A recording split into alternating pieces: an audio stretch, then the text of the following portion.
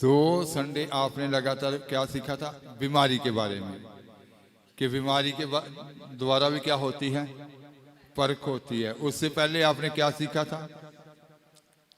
निंदा और बदनामी के द्वारा जब परख होती है। उससे पहले क्या सीखा था? आर्थिकता के बारे में, कि आर्थिक स्थिति के बीच में भी जब परखा जाता है। तो आज हम आगे सीखेंगे। फिर से एक बार उस आयत को पढ़ लेंगे, फिर जल्दी रिवीज होएगा। पहला पत्रस 1 बाब उसकी 6 और 7 आयत को हम सीख रहे हैं। ਇਹਦੇ ਵਿੱਚ ਤੁਸੀਂ ਵੱਡਾ ਆਨੰਦ ਕਰਦੇ ਹੋ, ਭਾਵੇਂ ਹੁਣ ਥੋੜਾ ਕੁ ਚਿਰ ਜੇ ਕੋਈ ਲੋੜੀਦਾ ਹੋਵੇ ਤਾਂ ਭਾਂਤ-ਭਾਂਤ ਦੇ ਪਰਤਾਵਿਆਂ ਨਾਲ ਦੁਖੀ ਹੋਏ ਹੋ, ਤਾਂ ਜੋ ਤੁਹਾਡੀ ਪਰਖੀ ਹੋਈ ਨਿਸ਼ਚਾ ਜਿਹੜੀ ਨਾਸ਼ ਹੋਣ ਵਾਲੇ ਸੋਨੇ ਨਾਲੋਂ ਭਾਵੇਂ ਉਹ ਅੱਗ ਵਿੱਚ ਤਾਇਆ ਵੀ ਜਾਵੇ, ਅਤ ਭਾਰੇ ਮੁੱਲ ਦੀ ਹੈ, ਯਿਸੂ ਮਸੀਹ ਦੇ ਪ੍ਰਗਟ ਹੋਣ ਦੇ ਸਮੇਂ ਉਸਤਤ ਮਹਿਮਾ ਅਤੇ ਆਦਰ ਦੇ ਯੋਗ ਨਿਕਲੇ। तो अलग अलग किस्म की जो परतावे हैं इसमें जिसमें आप क्या है? दुखी हैं। लेकिन कहता है कि आपकी परखी हुई नेता जो है, जो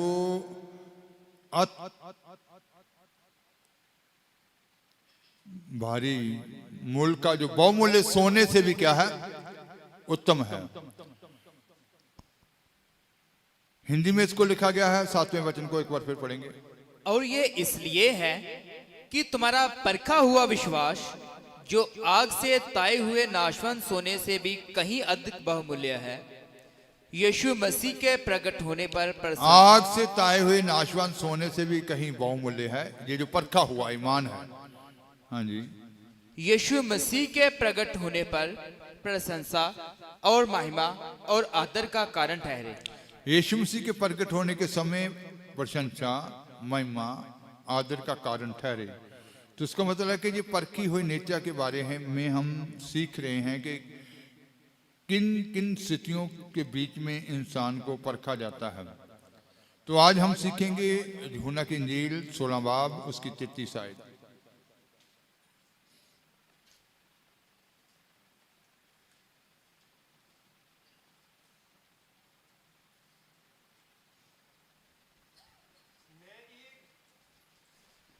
ਮੈਂ ਇਹ ਗੱਲਾਂ ਤੁਹਾਨੂੰ ਇਸ ਲਈ ਆਖੀਆਂ ਹਨ ਜੋ ਤੁਹਾਨੂੰ ਮੇਰੇ ਵਿੱਚ ਸ਼ਾਂਤੀ ਹੋਵੇ। ਜਗਤ ਵਿੱਚ ਤੁਹਾਨੂੰ ਕਸ਼ਟ ਹੈ, ਪਰ ਹੌਸਲਾ ਰੱਖੋ, मैं जगत ਨੂੰ ਜਿੱਤ ਲਿਆ है। मैंने ये बातें तुमसे इसलिए कही हैं कि तुम्हें मुझ में शांति मिले। संसार में तुम्हें क्लेश होता है, परंतु डांडस बांधो, मैंने संसार को जीत लिया है। फिर से, हाँ जी। मैंने ये बातें तुमसे इसलिए कही हैं कि तुम्हें मुझ में शांति मिले। मैंने ये बातें तुमको इसलिए कही हैं कि तुम्हें मुझ में क्या मिले? शांति मिले। संसार में तुम्हें क्लेश होता है, परंतु डांडस बांधो, मैंने संसार को जीत लिया। संसार में तुम्हें क्लेश होता है, डांडस बांधो कि मैंने संसार को क्या कर लिया है? जीत लिया है। संसार में तुम्हें क्लेश होता है, तो क्लेश के बीच में से भी इंसान को गुजरना पड़ता है। क्लेश के द्वारा भी इंसान की परख होती है।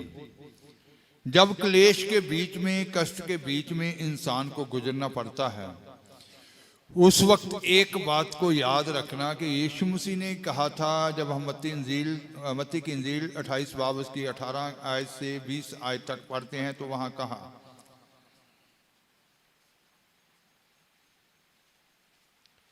ਅਤੇ ਯਿਸੂ ਨੇ ਕੋਲ ਆਣ ਕੇ ਉਹਨਾਂ ਨਾਲ ਗੱਲਾਂ ਕੀਤੀਆਂ ਅਤੇ ਆਖਿਆ, ਸਵਰਗ ਅਤੇ ਧਰਤੀ ਦਾ ਸਾਰਾ ਅਖਤਿਆਰ ਮੈਨੂੰ ਦਿੱਤਾ ਗਿਆ ਹੈ।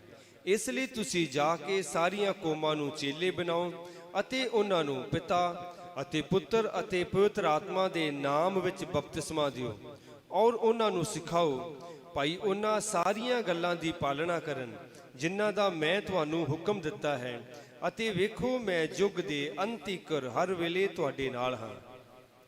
यीशु ने उनके पास आकर कहा, तो यीशु ने उनके पास आकर कहा, स्वर्ग और पृथ्वी का सारा अधिकार मुझे दिया स्वर्ग और पृथ्वी का सारा अधिकार किसको दिया गया है? है। मुझे दिया गया। मुझे दिया गया है, ये प्रभु यीशु मसीह ने कहा। तो जब इंसान क्लेश के बीच में होकर गुजरता है, लिखा यीशु मसीह ने शिगिर्दों को कहा, संसार में तुम्हारे लिए क्या है? क्लेश है, लेकिन डांडस बांधो, मैंने संसार को क्या कर लिया है? जीत लिया है। हौसला रखो, डांडस बांधो, मैंने संसार के ऊपर क्या पाई है? फतह पाई है, मैंने उसको जीत लिया है। तो यहां यीशु मसीह ने कहा कि संसार और स्वर्ग और पृथ्वी का सारा अधिकार मुझे दिया। मुझे दिया गया है। जब इंसान क्लेश के बीच में से गुजरता है तो एक बात याद रखनी है कि इस सारी पृथ्वी का अधिकार, स्वर्ग का अधिकार किसके पास है? प्रभु यीशु मसीह के पास है। ये क्लेश मुझे दबा नहीं सकते, ये क्लेश मुझे आगे बढ़ने से रोक नहीं सकते, ये क्लेश प्रभु की महिमा करने से रोक नहीं सकते, क्योंकि इस पृथ्वी का अधिकार भी किसके पास है? मेरे खुदावंद खुदा के पास है। स्वर्ग और पृथ्वी का सारा अधिकार मुझे दिया गया है, और इसलिए तुम जाओ। इसलिए प्रभु का काम नहीं रुकना चाहिए। जाओ, क्लेश के दौरान जगत में तुम्हारे लिए क्लेश है, डांड से बांधो, मैंने जगत को क्या कर लिया? जीत लिया है। जाओ, वो क्लेश तुम्हें दबाने ना पाए। याद रखना, स्वर्ग और पृथ्वी का सारा अधिकार किसके पास है? मेरे पास है। जाओ, प्रभु के काम को जारी रखना। हाँ जी। सब जातियों के लोगों को चेला बनाओ और उन्हें पिता और पुत्र और पवित्र आत्मा के नाम से बपतिस्मा दो, और उन्हें सब बातें जो मैंने तुम्हें आज्ञा दी है मानना सिखाओ, और देखो मैं जगत के अंत तक सदा तुम्हारे संग हूं। तो प्रभु ने क्या वादा किया? जगत के अंत तक मैं सदा तुम्हारे संग हूं। जाओ, चेले बनाओ और पिता, पुत्र, पवित्र आत्मा के नाम से क्या करो? बपतिस्मा दो, और उन्हें वो सारी बातें सिखाओ जो मैंने तुम्हें सिखाई हैं या बताई हैं। तो इसका मतलब है कि स्वर्ग और पृथ्वी का अधिकार यीशु मसीह के पास है। यीशु मसीह ने कहा कि मैंने जगत को क्या कर लिया है? जीत लिया है। मैंने संसार के ऊपर क्या पाई है? जय पाई है। डांड से बांधो, दृढ़ हो जाओ। जगत में तुम्हारे लिए क्या है? क्लेश है। तो जब क्लेश होता है तो क्लेश के वक्त बहुत सारे कहते हैं कि आज तो दुआ करने को दिल,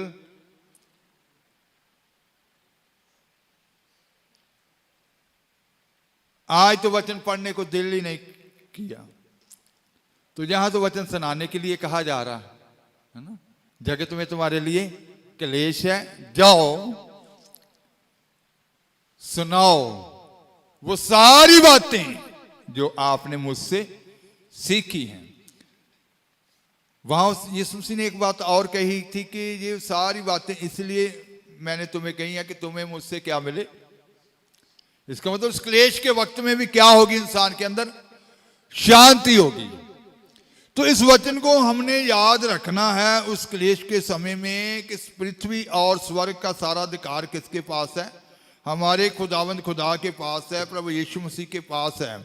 ये क्लेश हमें दबा नहीं सकते, ये क्लेश प्रार्थना करने से रोक नहीं सकते, ये क्लेश वचन सुनाने से रोक नहीं सकते, ये क्लेश आगे बढ़ने से रोक नहीं सकते। तो बाइबल में लिखा गया कि सदरक मेशक अबेदनगो के बारे में जब हम पढ़ते हैं दानियल 3 बाब उसकी 15 से 18 तक पढ़ लेंगे।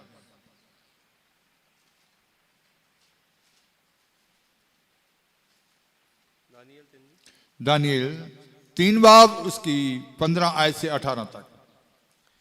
ਹੁਣ ਜੇ ਤੁਸੀਂ ਤਿਆਰ ਹੋ ਭਾਈ, ਜਿਸ ਵੇਲੇ ਤੁਸੀਂ ਤੁਰੀ, ਬਾਂਸਰੀ, ਤੌਂਸ, ਸਰੰਗੀ, ਬਰਬਤ, ਬੀਨ ਤੇ ਹਰ ਪ੍ਰਕਾਰ ਦੇ ਵਾਜਿਆਂ ਦੀ ਆਵਾਜ਼ ਸੁਣੋ, ਤਾਂ ਤੁਸੀਂ ਡਿੱਗ ਕੇ ਮੂਰਤ ਨੂੰ ਜਿਹਨੂੰ ਮੈਂ ਖੜਾ ਕੀਤਾ ਹੈ ਮੱਥਾ ਟੇਕੋ ਤਾਂ ਚੰਗਾ। ਪਰ ਜੇ ਪਰ ਜੇਕਰ ਤੁਸੀਂ ਮੱਥਾ ਨਾ ਟੇਕੋ ਤਾਂ ਉਸੇ ਘੜੀ ਤੁਸੀਂ ਅੱਗ ਦੀ ਬਲਦੀ ਹੋਈ ਭੱਠੀ ਵਿੱਚ ਸੁੱਟੇ ਜਾਓਗੇ ਅਤੇ ਉਹ ਦੇਵਤਾ ਕਿਹੜਾ ਹੈ ਜਿਹੜਾ ਤੁਹਾਨੂੰ ਮੇਰੇ ਹੱਥੋਂ ਛੁਡਾ ਲਵੇ। ਤਾਂ ਸਦਰਕ ਮੇਸਕ ਤੇ ਅਬਦਨਗੋ ਨੇ ਰਾਜੇ ਨੂੰ ਉੱਤਰ ਦੇ ਕੇ ਆਖਿਆ, ਹੇ ਨਬੂਕਦਨਸਰ, ਅਸੀਂ ਇਸ ਗੱਲ ਵਿੱਚ ਤੁਹਾਨੂੰ ਉੱਤਰ ਦੇਣਾ ਜ਼ਰੂਰੀ ਨਹੀਂ ਸਮਝਦੇ ਹਾਂ। ਸਾਡਾ ਪਰਮੇਸ਼ਵਰ ਜਿਹਦੀ ਅਸੀਂ ਸੇਵਾ ਕਰਦੇ ਹਾਂ ਸਾਨੂੰ ਅੱਗ ਦੀ ਬਲਦੀ ਹੋਈ ਭੱਠੀ ਤੋਂ ਛਡਾਉਣ ਦੀ ਸ਼ਕਤੀ ਰੱਖਦਾ ਹੈ ਅਤੇ ਹੇ ਮਹਾਰਾਜ ਜੀ, ਉਹੀ ਸਾਨੂੰ ਤੁਹਾਡੇ ਹੱਥੋਂ ਛੁਡਾਵੇਗਾ। ਨਹੀਂ ਤਾਂ ਹੇ ਮਹਾਰਾਜ, ਤੁਹਾਨੂੰ ਪਤਾ ਹੋਵੇ ਕਿ ਅਸੀਂ ਤੁਹਾਡੇ ਦੇਵਤਿਆਂ ਦੀ ਸੇਵਾ ਨਹੀਂ ਕਰਾਂਗੇ ਅਤੇ ਨਾ ਉਸ ਸੋਨੇ ਦੀ ਮੂਰਤ ਅੱਗੇ ਜਿਹਨੂੰ ਤੁਸੀਂ ਖੜਾ ਕੀਤਾ ਹੈ ਮੱਥਾ ਟੇਕਾਂਗੇ। यदि तुम अभी तैयार हो तो सदरक मेशक अबदनगो ने नबूकदनसर के द्वारा बनाई गई बड़ी मूर्त हुक्म निकल आया था कि जो भी कोई उस मूर्त को माथा नहीं टेकेगा, झुककर दंडवत इसको नहीं करेगा, वो क्या किया जाएगा? आग की बाल्टी भट्टी में क्या कर दिया जाएगा? डाल दिया जाएगा, फेंक दिया जाएगा। तो जब राजा को ये मालूम हुआ, नबूकदनसर को ये मालूम हुआ कि सदरक मेशक अबदनगो इस बात को मानने के लिए तैयार नहीं है, तो क्या कहा नबूकदनसर ने? यदि तुम अभी तैयार हो कि जब नरसिंगा बांसुरी वीणा सारंगी सितार शहनाई आदि सब प्रकार के बाजों का शहनाई और सब प्रकार के बाजों का शब्द सुनो और उसी क्षण गिरकर मेरी बनवाई हुई मूर्त को दंडवत करो। उसी समय मेरी बनवाई हुई मूर्त को गिरकर दंडवत करो तो बचोगे। और यदि तुम दंडवत ना करो तो इसी घड़ी ददकते हुए भट्टे के बीच में डाले जाओगे। इसी समय ददकते हुए भट्टे के बीच में जलती हुई आग के बीच में क्या कर दिया जाओगे? डाल दिए जाओगे। फिर ऐसा कौन देवता है जो तुम्हें मेरे हाथ से क्या करेगा? छुड़ाएगा। शद्रक मेशक और अबदनगो ने राजा से कहा, हे नबूकदनसर, इस विषय में तुझे उत्तर देने का हमें कुछ प्रयोजन नहीं जान पड़ा। कहते कि इस विषय में तुम्हें उत्तर देने की हमें कोई जरूरत नहीं है, कोई प्रयोजन नजर नहीं आता कि हम तुझे इस विषय के बारे में उत्तर दें।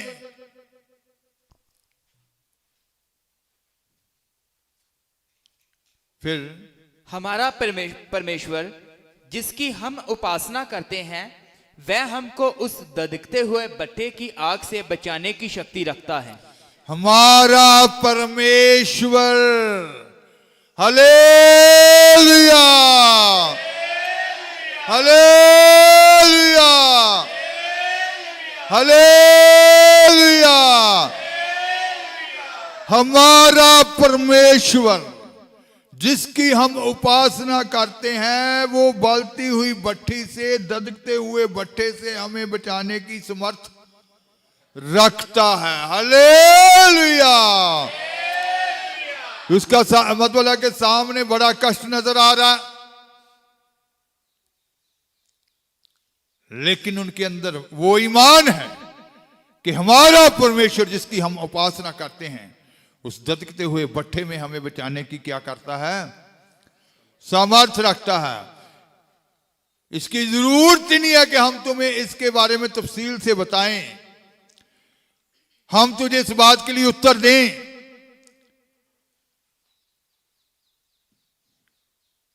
वो ईमान आज एक एक ईमानदार के अंदर, एक एक खादम के अंदर होना चाहिए।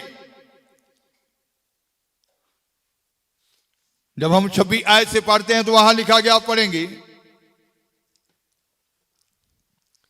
फिर नबूकदनसर ਅੱਗ ਦੀ ਬਲਦੀ ਹੋਈ ਭੱਠੀ ਦੇ ਬੂਹੇ ਦੇ ਨੇੜੇ ਆਇਆ। ਉਹ ਬੋਲਿਆ, हे सदरक मेसक ते अबदनगो। तो नबूकदनसर ने देखा 3 डाले गए थे और भट्टी में कितने हैं? 4। उसने कहा, क्या हमने बलती हुई भट्टी में 3 जन नहीं डाले थे, तो फिर वहां 4 कैसे दिखाई दे रहे हैं? तो वो कहा गया, भट्ठी के पास आया, क्या कहा? अत महान परमेश्वर दे बंदियो, बाहर निकल के इधर आओ। ਤਾਂ ਸਦਰਕ ਮੇਸਕ ਤੇ ਅਬਦਨਗੋ ਅੱਗ ਵਿੱਚੋਂ ਨਿਕਲ ਆਏ। हिंदी में। फिर नबूकदनेस्सर उस धधकते हुए भट्ठे के द्वार के पास जाकर कहने लगा, हे शद्रक मेशक और अबदनेगो, हे परम प्रधान परमेश्वर के दासों, निकलकर यहाँ आओ। ये सुनकर शद्रक मेशक और अबदनेगो आग के बीच से निकल आए। तो उनको आवाज दी, हे खुदा के जन, हे रब दे बंदियों, प्रभु के लोगों, निकल कर क्या आ जाओ, बाहर आ जाओ। वो आग की बलती हुई भट्ठी से बाहर आ गए।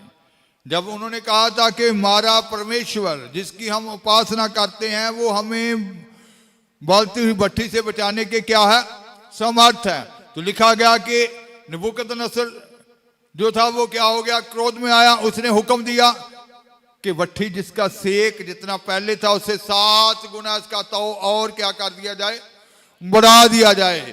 भट्ठी के बीच में डालने वालों के भी कपड़े क्या हो गए, जल गए, लेकिन उनके ऊपर आग की जलन का कोई भी प्रभाव नहीं था। तो आपने इस 22 के बारे में वो एक वीडियो थी छोटी सी जिसमें कहा गया था जो आग बनेंगे वो आग में चलेंगे।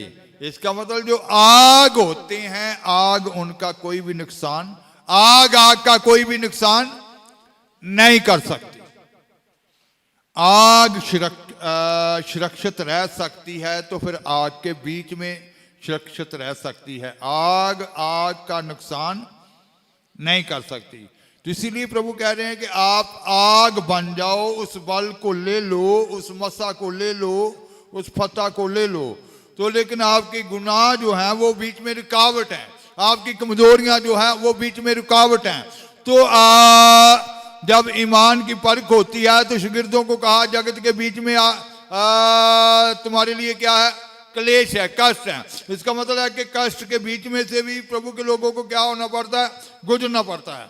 तो क्लेश आज अक्सर कई बार सुनने को मिलता है कि परिवार के बीच में भी झगड़ा हो जाता है जब, तो बहुत सारे वो डोल जाते हैं, कमजोर हो जाते हैं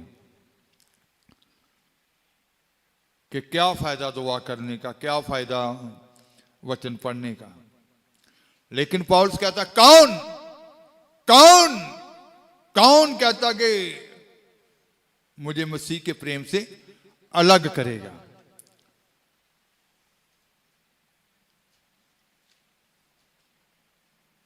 तो उसका मतलब है कि उसने कहा ना तो निंदा ना कष्ट, कुछ भी।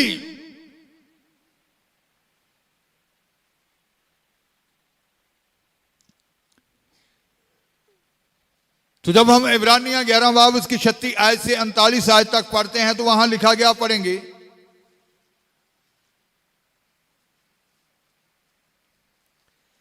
ਅਤੇ ਕਈ ਕੁ ਠੱਠਿਆਂ ਵਿੱਚ ਉਡਾਏ ਜਾਣ ਅਤੇ तो प्रभु के लोगों के बारे में लिखा गया कई, हाँ जी पढ़ेंगे, ਅਤੇ ਕਈ ਕੁ ਠੱਠਿਆਂ ਵਿੱਚ ਉਡਾਏ ਜਾਣ ਅਤੇ ਕੋਰੜੇ ਖਾਨ ਸਗੋਂ ਜਕੜੇ ਜਾਣ ਅਤੇ ਕੈਦ ਹੋਣ ਨਾਲ ਪਰਤਾਏ ਗਏ। ਉਹ ਪਥਰਾਓ ਕੀਤੇ ਗਏ, ਆਰਿਆਂ ਨਾਲ ਚੀਰੇ ਗਏ, ਪਰਤਾਏ ਗਏ, ਤਲਵਾਰਾਂ ਨਾਲ ਵੱਢੇ ਗਏ, ਕੰਗਾਲ ਅਤੇ ਦੁਖੀ ਹੋਏ ਅਤੇ ਜਬਰੀ ਚੱਲਦੇ ਹੋਏ ਭੇਡਾਂ ਅਤੇ ਬੱਕਰਿਆਂ ਦੀਆਂ ਖੱਲੜੀਆਂ ਪਹਿਨੇ ਮਾਰੇ ਫਿਰਦੇ ਰਹੇ। ਸੰਸਾਰ ਉਹਨਾਂ ਦੇ ਯੋਗ ਨਹੀਂ ਸੀ। ਉਹ ਉਜਾੜਾਂ ਅਤੇ ਪਹਾੜਾਂ ਅਤੇ ਗੁਫਾ ਅਤੇ ਧਰਤੀ ਦੀਆਂ ਖੁੰਦਰਾਂ ਵਿੱਚ ਲੁਕਦੇ ਪਏ ਫਿਰੇ।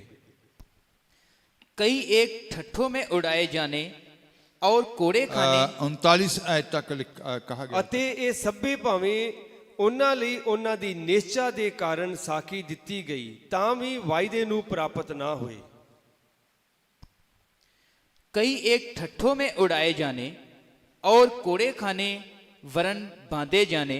कुछ लोग ठट्ठों में उड़ाए गए, उनका मजाक उड़ाया गया। कुछ लोग कोड़े खाने, वरन बांधे जाने बांधे जाने, कैदों में जाकर, और कैद में पड़ने के द्वारा परखे गए, पथराव किए गए, आरे से चीरे गए, उनकी परीक्षा की गई, तलवार से मारे गए, वह कंगाली में और कलेश में और दुख भोगते हुए भेड़ों और बकरियों की खालें ओढ़े हुए इधर उधर मारे फिरे, और जंगलों और पहाड़ों और गुफाओं में और पृथ्वी की दरारों में भटकते फिरे। संसार उनके योग्य ना था। विश्वास ही के द्वारा इन सब के विषय में अच्छी गवाही दी गई, तो भी उन्हें प्रतिज्ञा की हुई वस्तु ना मिली। तो लिखा गया कि इन्होंने कैसे कैसे वो परखे गए। विश्वासी के द्वारा उनके बारे में एक अच्छी गवाही दी गई, संसार में उनके बारे में एक अच्छी गवाही दी गई है कि कैसे कैसे। फिर से एक बार पढ़ेंगे। कई एक ठट्ठों में उड़ाए जाने, कई ठट्ठों में उड़ाए जाने, और कोड़े खाने वरन बांधे जाने, और कैद में पड़ने के द्वारा परखे गए, कैद में पड़ने के द्वारा परखे गए, पथराव किए गए, आरे से चीरे गए, कुछ लोगों के ऊपर पथराव किया गया, कुछ आरों के साथ चीर दिए गए, उनकी परीक्षा की गई, तलवार से मारे गए, वह कंगाली में और कलेशों में और दुख भोगते हुए भेड़ों और बकरियों की खालें, कंगाली कलेशों में दुख भोगते हुए भेड़ बकरियों की खल्लों को पहन कर क्या कर रहे थे? इधर उधर भाग कर छिप कर रहते थे, और जंगलों और पहाड़ों और गुफाओं में और पृथ्वी की दरारों में भटकते फिरे। जंगलों गुफाओं पृथ्वी की दरारों में भटकते फिरे। संसार उनके योग्य ना था, संसार उनके योग्य ना था।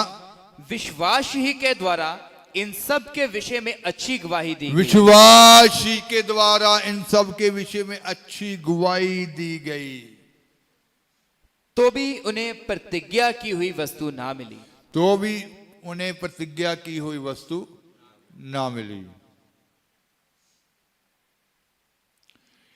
तो इसका मतलब है कि कष्टों के द्वारा, क्लेश के द्वारा भी परख संसार के बीच में, कितने देशों के बीच में आप सुनते हैं। पौलुस अपने जीवन के अनुभव को ये बताता है 2 कुरिन्थियों 11 बाब उसकी 23 आयत से 29 आयत तक पढ़ेंगे।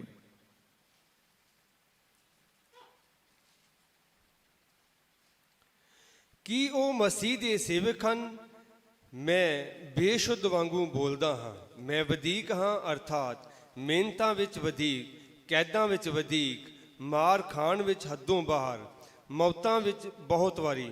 ਮੈਂ 5 ਵਾਰੀ ਯਹੂਦੀਆਂ ਦੇ ਹੱਥੋਂ ਇੱਕ ਘੱਟ 40 ਕੁਰੜੇ ਖਾਧੇ, 3 ਵਾਰ ਬੈਂਤਾਂ ਦੀ ਮਾਰ ਖਾਧੀ, 1 ਵਾਰ ਪਥਰਾਓ ਹੋਇਆ, 3 ਵਾਰ ਬੇੜੇ ਦੇ ਗਰਕਨ ਤੋਂ ਦੁੱਖ ਭੋਗਿਆ, 1 ਰਾਤ ਦਿਨ ਸਮੁੰਦਰ ਵਿੱਚ ਕੱਟਿਆ, ਬਹੁਤ ਵਾਰ ਪੈਂਡਿਆਂ ਵਿੱਚ, ਦਰਿਆਵਾਂ ਦੀਆਂ ਭੌਜਲਾਂ ਵਿੱਚ, ਡਾਕੂਆਂ ਦੀਆਂ ਭੌਜਲਾਂ ਵਿੱਚ, ਆਪਣੀ ਕੌਮ ਵੱਲੋਂ ਭੌਜਲਾਂ ਵਿੱਚ, ਪਰਾਈ ਕੌਮਾਂ ਦੀ ਵੱਲੋਂ ਭੌਜਲਾਂ ਵਿੱਚ, ਨਗਰ ਦੀਆਂ ਭੌਜਲਾਂ ਵਿੱਚ, ਉਜਾੜ ਦੀਆਂ ਭੌਜਲਾਂ ਵਿੱਚ, ਸਮੁੰਦਰ ਦੀਆਂ ਭੌਜਲਾਂ ਵਿੱਚ, ਖੋਟੇ ਭਰਾਵਾਂ ਦੀਆਂ ਭੌਜਲਾਂ ਵਿੱਚ, ਮਿਹਨਤ ਪੋਰਿਆਂ ਵਿੱਚ, ਕਈ ਵਾਰੀ ਉਨੀਂਦਿਆਂ ਵਿੱਚ, ਭੁੱਖ ਅਤੇ ਤਰੇ ਵਿੱਚ, ਕਈ ਵਾਰੀ ਫਾਕਿਆਂ ਵਿੱਚ, ਪਾਲੇ ਅਤੇ ਨੰਗੇ ਰਹਿਣ ਵਿੱਚ ਪਿਆ ਹਾਂ। ਅਤੇ ਹੋਰ ਗੱਲਾਂ ਤੋਂ ਬਾਅਦ ਸਾਰੀਆਂ ਕਲੀਸਿਆ ਦੀ ਚਿੰਤਾ ਮੈਨੂੰ ਰੋਜ਼ ਆਨ ਦਬਾਉਂਦੀ ਹੈ। ਕੌਣ ਨਿਰਬਲ ਹੈ ਜੋ ਮੈਂ ਨਿਰਬਲ ਨਹੀਂ ਹਾਂ? ਕੌਣ ਠੋਕਰ ਖਾਂਦਾ ਹੈ ਜੋ मैं नहीं जलता? क्या वह ही मसीह के सेवक हैं? मैं पागल के समान कहता हूं, मैं उनसे बढ़कर हूं। अधिक परिश्रम करने में, बार बार कैद होने में, कोड़े खाने में, बार बार मृत्यु के जोखिमों में, 5 बार मैंने यहूदियों के हाथ से 39 कोड़े खाए, 3 बार मैंने बेंतें खाई, 1 बार मुझ पर पथराव किया गया। तो पौलुस क्या कह रहा है? अपना अनुभव बता रहा है। वो क्या कहता है कि वो मसीह के सेवक हैं। मैं उनसे बढ़कर हूं। मैं उनसे क्या हूं? बढ़कर हूं। अधिक परिश्रम करने में, ज्यादा बार-बार- मेहनत करने में, बार बार कैद होने में, बार बार कैद होने में, कोड़े खाने में, कोड़े खाने में, बार बार मृत्यु के जोखिमों में, बार बार मौत तक पहुंचने में। 5 बार मैंने यहूदियों के हाथ से 39 कोड़े खाए। 5 बार यहूदियों के हाथ से कितने कितने कोड़े खाए? 39। प्रभु यीशु मसीह को कितनी बार कोड़े पड़े थे? 1 बार। तो पौलुस को कितनी बार पड़े? 5 बार। 5 बार यहूदियों के हाथ से कहता कि 39 कोड़े खाए। 3 बार मैंने बेंतें खाई। 1 बार मुझ पर पथराव किया गया। 3 बार जहाज जिस पर मैं चढ़ा था टूट गया। 3 बार बैंत खाए, पथराव हुआ। 1 बार जहाज जिसके ऊपर वो चढ़ा था वो क्या हो गया? टूट गया। 1 रात मैंने समुद्र में काटा। मैं बार बार यात्राओं में, नदियों के जोखिमों में, 1 रात समुद्र में काटा, बार बार यात्राओं में, नदियों के जोखम में, डाकुओं के जोखिमों में, डाकुओं के जोखम में, अपने जाति वालों से जोखिमों अपनी में, जाति वालों के जोखम से, अन्य जातियों से जोखिमों में, अन्य जातियों से जोखम में, नगरों के जोखिमों में, नगरों के जोखमों में, जंगल के जोखिमों में, जंगल के जोखमों में, समुद्र के जोखिमों में, समुद्र के जोखमों में, झूठे भाइयों के बीच जोखिमों में रहा। झूठे भाइयों के जोखमों के बीच में रहा।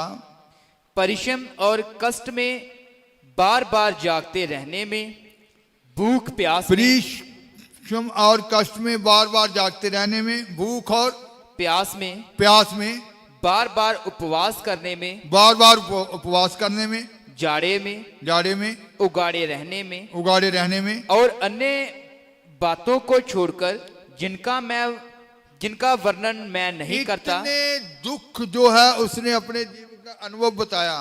तो अक्सर क्या होता है कि मसीह लोग घर में थोड़ा सा किसी के द्वारा भी दुष्ट दबाने की कोशिश करता है तो वो घबरा जाते हैं। इसका मतलब है ये कि क्लेश का जो समय होता है जिसके द्वारा उसको परखा जाता है, क्योंकि आपने बनना है दुल्हन। हम पीछे 1:11 की 39 आयत पढ़कर आए थे, उनके बारे में अच्छी गवाही दी गई तो भी उनको क्या प्राप्त नहीं हुआ?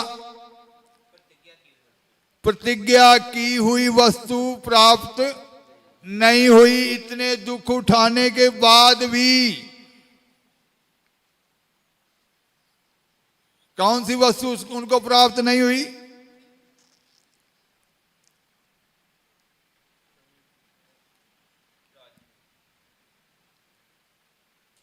इतने दुख उठाने के बाद आरों से चीरे गए, पथराव हुए और कितना कितना जानवरों की खल्लों को पहनकर मारे मारे छिपकर फिरते थे। उनके विश्वास की गवाही दी गई तो भी उनको प्रतिज्ञा की हुई वस्तु प्राप्त नहीं हुई।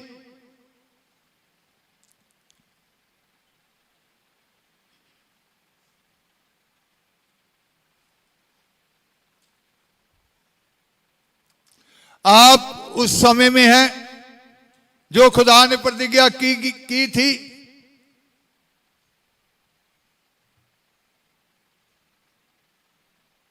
आपके उद्धारकर्ता के बारे में, आपके छुड़ाने वाले के बारे में। तो आप उन लोगों से कितने उत्तम हैं। वो चाहते थे कि वो भी उस समय को देखें।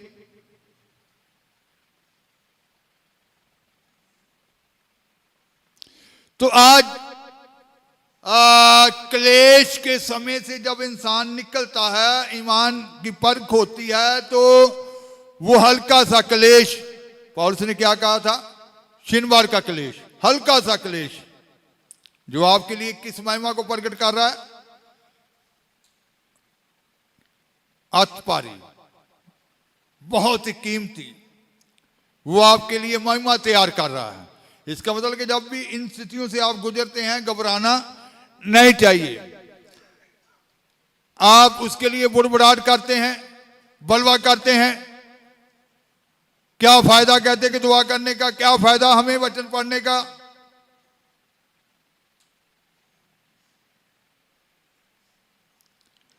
उस सारी स्थिति में आपने बड़े प्रभु का धन्यवाद करते क्या करना है, निकलना है। जितना आप तारीफ करेंगे, जितना आप धन्यवाद करेंगे, उतनी जल्दी आप क्या हो जाएंगे, पार हो जाएंगे। जितना आप बुड़बुड़ाहट करते हैं, बलवा करते हैं, उन बातों का विरोध करते हैं,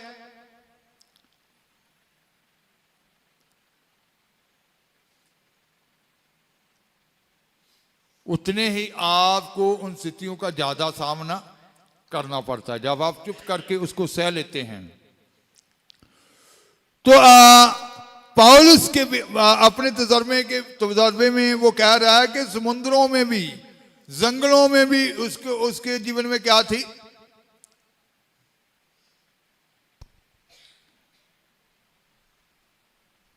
जंगलों की पैदल, नदियों की पैदल, हर प्रकार का, कैसे कैसे रास्तों से, कैसी कैसी स्थितियों से वो गुजरा, तो भी उसने क्या कहा, पढ़ेंगे। और अन्य बातों को छोड़कर जिनका वर्णन मैं नहीं करता, सब कलीसियाओं की चिंता प्रतिदिन मुझे दबाती है। तो भी इतने दुख को अपने ऊपर लेने के बाद भी सब कलीसियाओं की चिंता उसे क्या करती जा रही है, दबाती जा रही है। वो कलेश कष्ट नहीं उसको दबा रहे, कौन दबा रही है, सब कलीसियाओं की चिंता के जिन निकल सके, कोई नाश ना हो जाए, बचाए जाएं, इतना बोझ यीशु मसीह के ऊपर भी सारे जगत का क्या कर दिया था, बोझ डाल दिया था, सारे जगत का पाप। देखो परमेश्वर का मेमना जो सारे जगत के बोझ को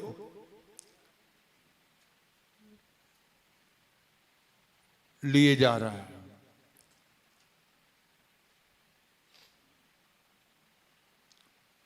तो इसका मतलब आपको भी ऐसी, किसी भी कोई भी स्थिति ऐसी नहीं होनी चाहिए। आपने एक ही बात को याद रखना है, स्वर्ग और पृथ्वी का सारा अधिकार किसके पास है, प्रभु यीशु मसीह के पास है। ये स्थितियां मुझे दबा नहीं सकती, ये मुझे रोक नहीं सकती। कहा गया है जाओ, वचन सुनाने से ना रुको, दूसरों को छुड़ाने से ना रुको, दूसरों की शांति फैलाने से ना रुको। ये चिंताएं आपको ना दबाएं, ये क्लेश आपको ना दबाएं। तो आज जगत में आपके द्वारा वो शांति फैलेगी। तो जब शांति आपके द्वारा फैलनी है तो वो जानता है दुष्ट वो आपको दबाने की कोशिश करेगा, आपके बीच में ऐसे क्लेश खड़े करेगा कि आप उस क्लेशों को देखकर क्या हो जाएं, पीछे हट जाएं। लेकिन इनका तजर्बा क्या है, वो क्लेश भी उनको दबा नहीं सके। वो कह रहा है कि सारी कलीसियाओं का बोझ ही उसको क्या करता है, दबाता है, उनकी चिंता उसके जीवन में। हाँ जी, किसकी निर्बलता से मैं निर्बल नहीं होता, किसके ठोकर खाने से मेरा जी नहीं दुखता। किसकी निर्बलता से मैं निर्बल नहीं होता, किसके ठोकर खाने से मेरा जी ठोकर नहीं खाता।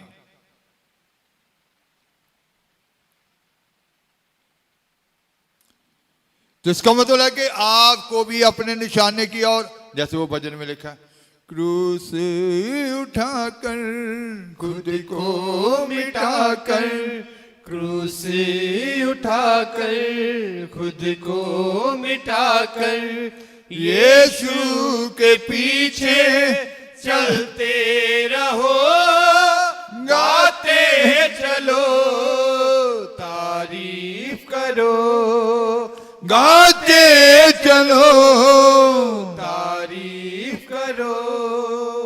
क्रूस उठाकर खुद को मिटाकर, रखेगा आंख की पुतली है जैसे, रखेगा आंख की पुतली है जैसे, तब तू बनेगा यीशु है जैसे, तब तू बनेगा यीशु जैसे आला मसीहा की तारीफ करो, आला मसीहा की। तारीफ करो। तो आग की पुतली की तरह तुम्हें वो क्या रखेगा, हर क्लेश में सुरक्षित रखेगा।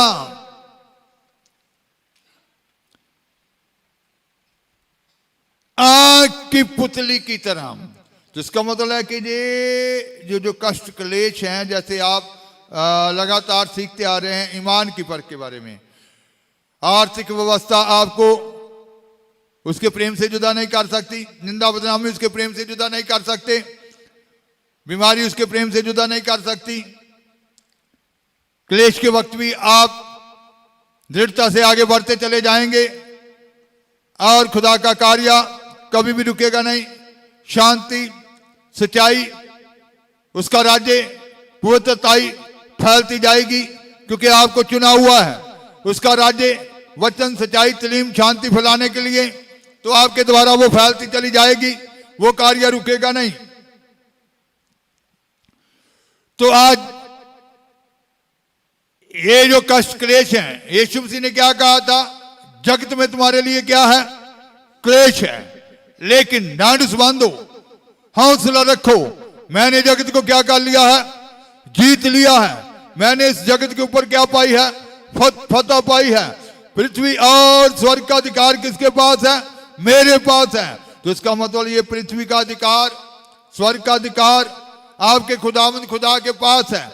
आप हौसला रखें, ढांढस बांधें। आपका खुदा बड़े बल के साथ आपको निकालने जा रहा है, बड़े बल के साथ आपको इस्तेमाल करने जा रहा है, बड़े बल के साथ, न्याय की ललकार के साथ आप निकलेंगे और ये क्लेश आपको दबा नहीं सकेंगे। इनकी तरफ नहीं देखना, बल्कि यीशु मसीह की तरफ देखना है। उसने कहा मैं जगत के अंत तक क्या हूं, हर समय तुम्हारे साथ हूं। Hallelujah, hallelujah, hallelujah.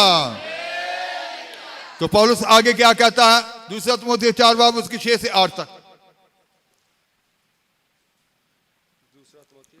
4 बाब दूसरा तिमोथी 4 बाब उसकी 6 आयत से 8वीं आयत तक। क्यों जो हुण मैं अपने लहू दा अर्क देन नूं हां ਅਤੇ ਮੇਰੇ ਕੂਚ ਦਾ ਨਗਾਰਾ ਵੱਜਣ ਲੱਗਾ ਹੈ। ਮੈਂ ਅੱਛੀ ਲੜਾਈ ਲੜ ਚੁੱਕਾ ਹਾਂ, ਮੈਂ ਦੌੜ ਮੁਕਾ ਛੱਡੀ, ਮੈਂ ਨਿਸ਼ਚਾ ਦੀ ਸਾਂਭ ਕੀਤੀ ਹੈ। ਹੁਣ ਤੋਂ ਧਰਮ ਦਾ ਮੁਕਟ ਮੇਰੇ ਲਈ ਰੱਖਿਆ ਹੋਇਆ ਹੈ, ਜਿਹੜਾ ਪ੍ਰਭੂ ਜੋ ਧਰਮੀ ਨਿਆਈ ਹੈ ਉਸ ਦਿਨ ਮੈਨੂੰ ਦੇਵੇਗਾ। ਅਤੇ ਕੇਵਲ ਮੈਨੂੰ ਹੀ ਨਹੀਂ, ਸਗੋਂ ਉਹਨਾਂ ਸਭਨਾਂ ਨੂੰ ਵੀ ਜਿਨ੍ਹਾਂ ਉਹਦੇ ਪ੍ਰਕਾਸ਼ ਹੋਣ ਨੂੰ ਪਿਆਰਾ ਜਾਣਿਆ। क्योंकि अब मैं अर्घ के समान उंडेला जाता हूं और मेरे कूच का समय आ पहुंचा है। मैं अर्घ के समान उंडेला जाता हूं और मेरे कूच का समय आ पहुंचा है। मैं अच्छी कुश्ती लड़ चुका हूं। आपको अच्छी कुश्ती लड़नी है तो फिर अच्छा सिपाही बनना है, अच्छी लड़ाई लड़ना है। मैं अच्छी कुश्ती लड़ चुका हूं। तो अच्छी कुश्ती लड़ने के लिए आपको अच्छा सिपाही बनना पड़ेगा और अच्छी लड़ाई लड़नी पड़ेगी। हाँ जी, मैंने अपनी दौड़ पूरी कर ली मैंने अपनी दौड़ पूरी कर ली है। मैंने विश्वास की रखवाली की मैंने है। विश्वास की रखवाली की है। मैंने नेता की रखवाली की है। मैं नेता में कमजोर नहीं हुआ, मैं विश्वास में कमजोर नहीं हुआ, मैं विश्वास में बना रहा। जिस विश्वास की परख हुई उसमें मैं क्या रहा, मजबूत रहा। कोई निंदा बदनामी मुझको कमजोर नहीं कर सकी, आर्थिक स्थिति मुझे कमजोर नहीं कर सकी, बीमारी मुझे कमजोर नहीं कर सकी, ये क्लेश मुझे कमजोर नहीं कर सके। मैं सारी स्थितियों में तेरे बीच में क्या करा, बना रहा। यीशु के प्यार में, कामिल ईमान में, यीशु के प्यार में, कामिल ईमान में, धन्यवाद यीशु को दो, धन्यवाद दो, बने रहो वर्ग जी दो, बने रहो। बरगजी दो। तो यीशु के प्यार में बने रहना है। तो वो क्या कहता, मैं अच्छी लड़ाई लड़ चुका हूं, मैंने नेता की क्या की है, सहम की है, मैंने विश्वास की रक्षा की है, मैं विश्वास के बीच में डामाडोल नहीं हुआ, मैं कमजोर नहीं हुआ, मैं विश्वास के बीच में बना रहा। भविष्य में मेरे लिए धर्म का वह मुकुट रखा हुआ विश्व में मेरे लिए धर्म का वह मुकुट रखा हुआ है, जिसे प्रभु जो धर्मी और न्यायी है मुझे उस दिन देगा, और मुझे ही नहीं वरन उन सब जिसको प्रभु जो धर्मी और न्यायी है मुझे उस दिन देगा, बल्कि वो कह रहा मुझे ही नहीं बल्कि उन सबको भी जो उसके प्रकट होने को प्रिय जानते हैं। उन सब को भी जो उसके प्रकट होने को प्रिय जानते हैं, जो ईमान में बने रहते हैं, ईमान की रक्षा करते हैं, उन सब को भी, मुझे ही नहीं कहता बल्कि उन सब को जो उसके प्रकट होने के दिन को क्या जानते हैं, प्रिय जानते हैं। अब मेरे लिए वो धर्म का मुकुट क्या किया है, रखा हुआ है। तो उन सब के लिए वो धार्मिकता का मुकुट रखा हुआ है। वो सब उस मुकुट को पहनेंगे जो उसके प्रेम में बने रहेंगे।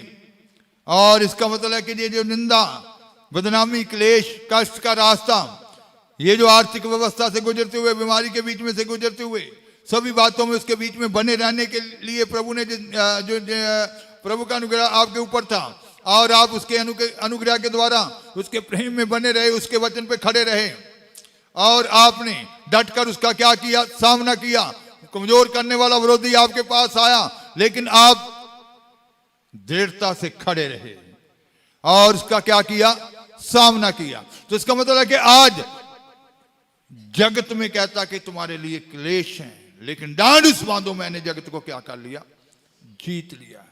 स्वर्ग और पृथ्वी का सारा अधिकार किसके पास है, मेरे पास है। जाओ, रुको ना। तो जिंदगी रुकनी नहीं चाहिए, चलती जानी चाहिए। तो आज आपके अंदर ऐसा ईमान होना चाहिए, बड़ी दिलेरी के साथ आपने बढ़ना है, बड़ी जीत में बढ़ना है, बड़ी शांति में बढ़ना है। आपके द्वारा उसका राज्य, उसका वचन क्या करता जाएगा, फैलता जाएगा। वो शांति का राज्य फैलता जाएगा। आप इन सारी स्थितियों में क्या करें, हौसला रखें, डांडस बांधें, दृढ़ता से खड़े रहें। आपका खुदा आपके साथ है, क्योंकि उसने समय कहा, जगत के अंत तक मैं तुम्हारे साथ हूं।